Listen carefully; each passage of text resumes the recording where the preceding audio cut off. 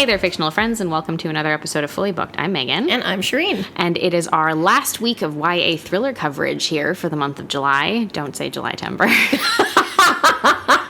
I wasn't sure if you wanted me to sing thrillers again. When I said sing thriller, I meant like thriller like Michael Jackson's Thriller. Oh. No, I wasn't going to break into that. No? Jesus. You don't want to do the dance? Yeah. We'll just run it as like a background track or something, and it'll only be you going. Now I've got the song stuck in my head. Thanks, You're welcome Megan. for the rest of the day. Yeah. Oh, man. Okay, so it is the end of the month. Can you tell? Anyway, we're kind of wrapping up our coverage of everything like YA, thriller, mystery, those types of stories. And we wanted to kind of touch on, which like we didn't really talk about it too much in the last episode where we were talking about things. We wanted to kind of touch on the fact that, like, for some reason, YA at this point in time, no matter what genre you're in, but obviously particularly in these thrillers, really, really, really like to put their characters in genuine peril all the time. Yep. Like, the level of danger that these characters experience, you're like, wow, this is not normal at all. No, I know. And it's scary now. It is. Like, it's bordering on horror. Yeah, no, we're crossing over into that territory because I think there are quite a few stories that you could they toe the line, but you could kind of push them into that horror category and you'd be like, yeah, that's fair. I mean, they certainly would have been classified as horror like 20 years ago. Definitely. Yeah. Like, if you, again, like, you know, we kind of gonna go back to it, but like, you know, we were talking about There's Someone Inside Your House, which like kind of qualifies as a slasher to a degree. Yeah. Well, that's it. There you go. Like, there's a big border. But before we get into it, Megan, what's on your nightstand? Oh, yes. Okay. So I just picked up a new book that was published recently that I'm like just starting. So like I don't have very much to say about it other than I picked it up. It's a fantasy book. Called, fantasy? Yeah. Called How to Become the Dark Lord and Die Trying. And is there a shadow daddy in this one? I think so. And if the title doesn't want to make you read it, you know, I don't know what will. Essentially, it's about a hero. Her name is Davy, and she's been trying to defeat this quote-unquote Dark Lord in her lands for years and years and years, but she's stuck in a time loop, essentially, and the time loop always makes it so that she dies a horrible death and then repeats it. Oh, right, okay. Oh, wow, that sucks. No matter what. And so basically, she decides at some point that she's been doing this forever, and she's so frustrated that she's like, fuck it, I don't want to defeat the Dark Lord, I'm going to become the Dark Lord. Way to go, Davy. Yeah, so that's kind of like the journey that she goes on in order to decide that she's going to be the Dark Lord now, because she's like, I'm tired of trying to fix this and clean up after all you motherfuckers who don't even appreciate what I'm doing. Yeah, fair enough. Yeah, fair and enough. I've just started it, so I'm not super into it yet enough to like form an opinion, but I think it's going to be a pretty fun read. It's written by an author by the name of Django Wexler, so if you don't think that's cool also, sorry, pen name. Great name. Yeah. Yeah, so I'm looking forward to kind of seeing how all of it plays out and like I guess the level of comedy versus like what the rest of the story winds up being. Oh, right. Okay. Yeah. We like a bit of comedy. Yeah, like a fun, like comedy fantasy I always kind of get into because I find it fun when they get a little bit meta and they kind of make fun of themselves to an extent. Mm-hmm. So I'm curious to see where this one goes. Cool. Yeah, what about you? Well, I said to myself, I'm going to channel my inner Megan, and I'm not going to start devouring Crescent City 3 as soon as I finish Crescent City 2. But that you lied. You lied like a liar. I lied to myself. I lied to you. I lied to the world. It's not my fault, to be fair. Yes, all right. Crescent City 2 was a schlog, okay? Like, I got through the whole thing, and in the last line, I'm like, are you fucking kidding me? So now I gotta read the next one because now it finally got good. And like, to all of you out there who read Crescent City 2 when it came out and then you had to wait like a year and a half for the next one, have you emotionally recovered yet? Because like, I'm just so happy that I have the next one to go on to already. Although I'm a little scared that by the end of this one I'm gonna be like, give me the fourth one. Yeah, see, that might be the problem. Now unfortunately it's the catch up, right? When you do that, like when you're reading a series and you're like, oh fuck, I've caught up to the end of the. I remember doing that when I was more like when I was younger, like when I Yeah. was a teenager. Now I just have this tendency to read books when the full series is out, or at least Which is a better idea. Or at least I think a lot of the series is Yeah. out already. So I'm like, I don't mind because I have more books to read, or I'm going to wrap up the whole story. But like that was definitely the way that you would feel about like Harry Potter. Oh, yeah. When it was published. I think that happened to me with Twilight because I read up to Eclipse and it was before Breaking Dawn came out, Right. and I was like, fuck. Right. Well, I mean, it's like the same thing with like, so like Fourth Wing, for example, like I only read Fourth Wing when Iron Flame came out. Yes, you were able to read them back to back. Yeah, but now I'm like, all right, let's have the next one, please. And I know that I'm just going to be like January, I think. January, Yeah. and the new one for Crescent City is coming out in January, I think, too. Or am I wrong? God, these women are churning them. I might be wrong. I might be confusing Fourth Wing. These are very long books. But yes, I know, I think Onyx Storm or whatever it is coming out. That's right. In I'm January, getting- because I've just seen it all over the TikTok sphere, essentially people getting all excited slowly but surely for it. And Yeah. my understanding is, while I don't know any of the details and I don't know very much about that universe overall or like the story in general, I Yeah. do know that apparently there's something revealed about whatever is Zayden or whatever at the end of the second one that made people be like, what the fuck? Yes, I know exactly what you're talking about because I read it and I'm like, fuck! Like, where's the next one? So anyway, I've already pre-ordered it. I'm sure a lot of people have pre-ordered it because they're all like waiting with bated breath at this point. So that was my bad. No, the next Crescent City is not announced yet when it's coming out. okay. So you know, this is gonna just be like me in agony for a while. Didn't the third one just come out this year? Yeah, that's January why. in this year. Yeah, that's why. I mean, they're bricks, right? Yeah, they're these fucking books are big. huge. Like they're like 800 pages, but Yeah. they're like big books. Yeah. You know, like I have to put a pillow under the book to because read it starts because to it's get too heavy. Yeah, you have to put your stick your knees up, put the pillow down. Yeah. I find with most fantasy hardcovers, that's what I wind up doing because I'm just like, this is getting like, I can't lie in bed because it starts to like hurt my elbows eventually. Like, you know, because like it's like it cuts off your circulation at some point when you're holding it. Yes, that's what keeps happening. And it's like, well, I can't hold this, so like. Anyway, it's a whole thing, but yeah, it's like reading an encyclopedia, but it's amazing. So we're rocking through it, and I know I'm gonna breeze through this one in like 2 weeks, and I'm gonna be like, wah. Oh, for sure. And then we're going to talk about it in the next episode, and you're going to be like, fuck, now I really need the fourth one to come out. I need to know won't now. be out yet. Won't be out for another like I don't think 2 we've had years, any probably. official announcements as to what she's publishing next. No, so. because I know that there's more coming out in the A Court of Thorns and Roses, but 2 as far as I'm aware. But that makes sense. Anyway, I will not give any spoilers, but anywho. It's fine. We need to get into some of the other stuff. Yeah. So, you know, here we are getting excited about things that aren't even published yet. that aren't even in the stars yet of being published. Yeah, exactly. You know? Although, thanks to Book Outlet, I now own Fourth Wing and Iron Flame. Oh. So I'll get to them eventually. Yeah. Yeah. When you listen, when you go on and you're just like, oh, $11.99. Yeah. I'm gonna get those. I know. I saw Fourth Wing at Winners the other day, and I got really excited, and then I realized it was the French version, and I'm yeah. like, oh, fuck off. That happens to us a lot here. Well, I sent you a message the other day because I was just browsing at HomeSense, and I happened to like be looking through, and I found A Court of Frost and Starlight, which is literally the next one in the series that I have to read. So I was like, all right, Winter's coming through for me when I need you.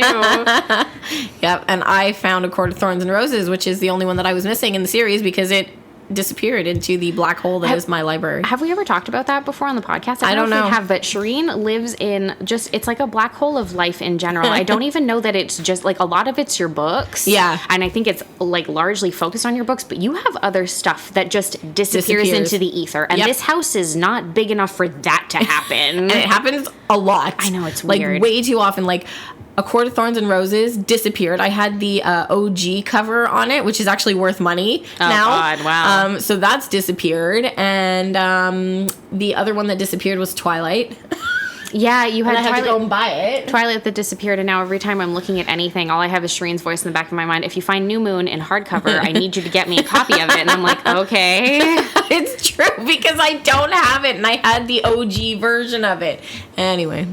I But digress. yeah, well, it's very fucking annoying when your whole series is in hardcover and then you Yes! have one soft cover in the middle of it. It's very, so annoying. It's aesthetically frustrating. It is. Thank you. Yeah. You get it. You guys get it. It's fine. We're tangenty today. Yeah, we are. Anyway, okay, yes. Levels of danger. Danger. Danger, Will Robinson. No. Levels of danger in YA, particularly thrillers, but I find just YA in general, like, damn. It's gone like a little loopy, like, you know, not only are we bordering on horror, like we talked about this in the last episode or one of our last episodes about how the stakes are higher, but then Megan started going on about the external factors that, like, you know, impacted the Nancy Drew, for example, and Hardy Boys, and what was going on in the world. And like, if you think about it from like a historical standpoint of things going on, you know, if you've just come out of like a world war, for example, you want something a little bit more lighthearted, I would assume. And so, you know, I think things were just a little bit different perspective wise in terms of what you would want to put in a murder mystery or a mystery. Yeah. And now it just feels like the whole world is a little doom and gloom around us. And I wonder if that's having an impact as well on the characters in these books, because it's like, you know, the stakes are high. It's all about human interaction, the connections between the people. But then it turns into like one of them has lost their fucking shit somewhere along the way and they started killing others, you know? And we saw it in the... what's that one that we watched? There's someone in your house. Yeah, there's someone inside your house. Yeah. You know, it made no sense as to why the guy was killing people. Yeah, you know, you were like, wait, what? Yeah, like, poor kid with the fentanyl addiction. But like, you have said that so many times. It really bothers me. It really bothered you. But yeah, like, it's just kind of like this person has gone a little nuts, and now they're killing their friends, and you're like, What is that all about? Yeah, well, I mean, I do have to question, I guess, to a degree, whether a lot of choices that authors are making with regards to like these types of dangerous situations that they're putting these characters in really also has to do a lot with like the desensitization that a lot of younger people have now, you know, because so much in terms of like plot lines and story and stakes and things, like it's been written, it's been made into a film, it's been this, it's been that, and so people have already seen so much by the time that they're young adults that and there's been a lot of like, you know, sort of things like because of the media covering things the way that they do, there's a lot of negativity and stuff and a lot of really harsh realities that come out of just the world today. And so I wonder if the level of desensitization that younger people are having now contribute to publishers being like, okay, well, if we're going to put this out there, we need to put out content that they're going to read and they're going to be invested in. And the only way that they're going to do that is with some additional shock factor, essentially. Yep. I think that's what it is, you know, like it's additional shock factor. There's, you know, so much information out there all the time, you know, the media is over sensationalizing all the bad things all the time that it's now kind of creeping into our books, and I think it's just something that we're used to maybe now more and more. It's unfortunate. Like, it sounds really sad to say it that way, but I think we've grown accustomed to a particular level of violence, a particular level of negativity in a way that, yes, in order to shoot to the top of the bestseller list, you have to provide a shock value that, you know, you didn't previously need, perhaps. But I mean, I think, like, you know, like, look, no matter everything else that's even going on now, but even prior to that, like, our generation and the generations just after us as well, we live in a post 9/11 world. And that, you know, event essentially, I think, has kind of shaped entire generations to a degree, in terms of the political landscape, in terms of like the world's sort of overall reaction to different events and things. And it's not even just 9/11. Like, think about all the things that have happened. Like, there's been a financial crisis or two or three at this point. There's been, but one at least really big one. One really big one. There's Trump, which is a whole other thing, you know, and this whole, like, we saw it in There's Someone Inside Your House, like this and I hate this terminology, so I apologize, but this woke culture that we have now. Well, it's just because that's the thing, is that I hate it because people have used it in such negative connotation. But it does kind of encompass this, like, this need to be more aware of and like the impact of your actions on others. And so you're like, yes, but if you take if you take just all of those aspects of it, ignore it and stop calling it woke culture and being like, oh, we just like to cancel everybody and we just like to do this and do that. Snowflakes are too sensitive. And like that's not really what the point of it is. The point is to show people, like, you know, that's it, for people to be aware of those around them for a change. Exactly. And, you know, be able to understand the impact that their decisions are having on the people around them. Isn't that, wow, what a thought. But that adds an additional layer of complexity to these stories now. It does. And these, like, interactions between characters. And I think that that's kind of adding a different perspective to these mysteries and these murders and stuff, because they're not really mysteries anymore. They're really murders. Like most of the time, like, you're like, oh God, these kids are dying. Yeah, Wow. like it's a murder thriller is what's going on. Essentially, yes. Yeah. I mean, because, like, look, even if you consider certain pieces of media that are maybe being remade and updated. So this is an interesting conversation to have, right? Like, when, like, you know, in like the 60s and things like that, that's it. You were like, we have the Hardy Boys, we have Nancy Drew, we have Archie comics. What do we have? We have Riverdale. Okay, Riverdale is bananas. Riverdale is bonkers. But we also got an updated Nancy Drew TV series. We did? Oh, yeah. It's not great. Oh, okay. But it exists. I'm like, oh, wait, what? The only one that I've seen sort of like that they've, like, you know, done that treatment with to, like, slightly modernize it and make it, like, give it a darker tone. And Sabrina. Oh yeah, oh my God, yeah, sorry. Yeah. Chilling Adventures of Sabrina, I should have thrown that in there too, because that one's, like, way up there. But Chilling Adventures of Sabrina is also its own spin-off comic as well, that took things in a darker direction from the original Sabrina the Teenage Witch comic series, because she was a spin-off of Archie, she was, right? Yes. Just like Josie and the Pussycats, all of those extra ones that they had. Darker Josie and the Pussycats? That would be hilarious. Yeah. Do you know what I want? A really dark Scooby-Doo. Oh my Wouldn't God. that be fun? Yeah, that would be so fun. Yeah. Except Scooby has to remain cute. Can he not Scooby. talk? I don't like it. Oh yeah, I don't like it either. No. When he has, like, I've seen some of the newer cartoons, he has full conversations now, and I hate it. Yeah, no, he's supposed to be a dog. He's supposed to be able to say, like, 3 words. Yeah. Like, I don't need him to say more than that. It's weird. Yeah, I don't agree. like it. You know, but like, we've gotten those. The only one that I've seen that I found treaded the line really well is there was an updated Hardy Boys TV series for a few years, which is actually quite good. Like, I'm going to throw it out there. I liked it. I watched the first season and I was like, oh, this is fun. Did it take place in current day? It took place in the 80s. Okay. So it does have that sort of Stand By Me, it kind of like nostalgia feel to it, which I think works really well for that type of series. Like, Nancy Drew is fully modern. Right. I don't think it did it any favors at all. Whereas I find something like this, the two, like, the brothers in a small town kind of getting involved in these mysteries and getting into trouble to a certain extent with the 80s backdrop as a setting, it works better. It Fair works enough. better. There's something about it that works better because it's like when you watch Stranger Things and you're like, why don't the parents know where the fuck their kids are? Listen, it was not the same. People did not pay attention in small towns. It was a different time. People didn't have cell phones. No, and like, parents didn't always know where their kids were at every moment of the day. You didn't have Find My Phone. You weren't tracking your kids' every move. There was no Apple tags. No, and so I think that doing that, and also in the Hardy Boys TV series, they did a good job of keeping the boys fairly aged down. Yeah. They're not like 18 or 19. They're like 14 and like 11. Oh, you know? Okay. Like 14, 15, and like 11 or 12.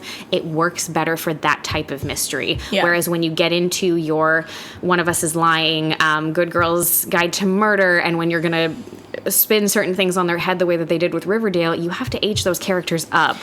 You do. Because it's fucking weird otherwise. You've also got to, like, give many of them, like, different backgrounds and stuff. You do. And different, like, stories. You have to make the stories darker. Yeah, like, for the sure. base stories, really, the background has to be darker to begin with, because For if sure. not, you wind up with this weird, like, amalgamated, doesn't make any sense kind of No. thing. I really should finish that show, but I couldn't after Oh my the God. Gargoyle King. Like, No. I'm like, what? All I'm aware of now is that there's some sort of weird time something that happens, and they they end all up get back stuck in the 1950s, and they Yeah. all forget who they actually were before. I don't know. It sounded batshit crazy, and The whole show is batshit crazy. Yeah, I can't bring myself to get invested in that kind of soap opera right now. I don't know if I have time for it. I mean, I think I started losing interest when Betty had the serial killer gene or something. Yeah, they did start to lose me at that point, and then all the stuff with the Gargoyle King was a little strange. Yeah. And I was like, oh, okay, this is going in a direction that I don't know what to feel anymore. Well, it's tough, right? Because it's like when you've got, like, a comic book that they've turned into a soap opera with a character named Jughead. I'm like, I really struggle to take this seriously. Yeah, you're like, really? His name is Jughead Jones. Like, how seriously am I supposed to take this character? Like, yeah. Arguably the least serious his character. Sister's name is Jellybean. Oh my God, Jellybean! I forgot about that. And yeah, that's it. And like arguably the least serious character in the comic book series is the most serious character in the TV show, which gets a little dicey. It does, yeah. Like Jughead's here to save the day, and you're like, really? Is he? Is he though? Is he though? Yeah. Yeah. Anyway, we digress. But the whole point of this is that like we are taking like a filter on everything now. We're making it darker, and we're making it like just a lot more part of like our narrative nowadays, which makes sense. But we were talking about it previously, and we were talking about how when you get to Prisoner of Azkaban, all of a sudden you're like, whoa, what is the tone of this novel versus the first two? Now it's danger. And it's so crazy because like, you know, if you think about it, like Chamber of Secrets, there's a giant lizard that chases him, but it's a snake. Yeah. Sorry, it's a basilisk. Don't get mad at me, everybody. But it still feels like the stakes are lower, which is insane. It's nuts. Like he's got a giant snake following him, but like he has this like coziness of like adults taking care of him, and then I think by the third one they lose the that adult. Well, because the adults are the ones that are coming for him, not just Voldemort, but true. Voldemort's followers. And it's like, holy shit, not everybody's safe. Yeah, so I guess that element of protection is almost removed a bit. Yeah. So then all of a sudden the trio are like truly, you're like, oh wow, they are on their own. In danger, and they are on their own, and they're going to have to figure out ways around this. And like that kind of lends to everything that we're talking about right now in the tone of the stories that we're now getting, these murder thrillers that are YA.